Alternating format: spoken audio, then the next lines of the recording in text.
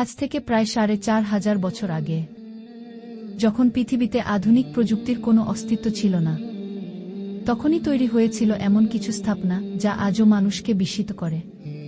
সেগুলোই মিশরের pyramid. Pyramid হল প্রাচীন মিশরের রাজাদের, যাদের বলা হতো ফারাও, তাদের সমাধি। মিশরীয়রা বিশ্বাস করত মৃত্যুর পরও আত্মা বেঁচে থাকে, আর সেই আত্মার জন্য চাই নিরাপদ বাসস্থান। সবচেয়ে বিখ্যাত পিরামিডটি হল গিজার মহাপিরামিড। এটি নির্মিত হয়েছিল ফারাও খুফুর শাসনামলে খ্রিস্টপূর্ব প্রায় ২৫৬০ সালে।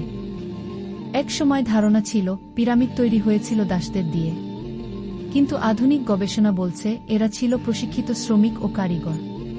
তাদের খাবার, বাসস্থান ও চিকিৎসার ব্যবস্থা ছিল। প্রতিটি পাথরের ওজন ছিল প্রায় ২ থেকে ১.৫ টন। কিন্তু তখন ছিল না কোনো ক্রেন, ছিল না আধুনিক যন্ত্র। গবেষকরা মনে করেন মাটির র্যাম্প, কাঠের স্লেজ আর হাজারো মানুষের সম্মিলিত শ্রমে এই পাথরগুলো টানা হতো।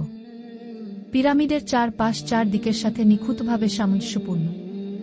এর ভিত্তি প্রায় নিখুঁত বর্গাকার, এমনকি এর কোণ ও উচ্চতায় আজও আধুনিক বিজ্ঞানীরা বিস্মিত। পিরামিডের ভেতরে রয়েছে গোপন কক্ষ, সরু সুড়ঙ্গ এবং সমাধি চেম্বার। অনেক জায়গা আজও অজানা। এ কারণেই পিরামিড আজও রহস্যে ঘেরা।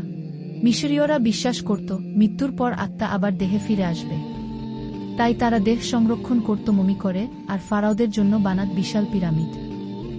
হাজার বছর পেরিয়ে গেছে, সভ্যতা বদলেছে, কিন্তু ও পিরামিড এখনো দাঁড়িয়ে, মানব ইতিহাসের সাক্ষী হয়ে।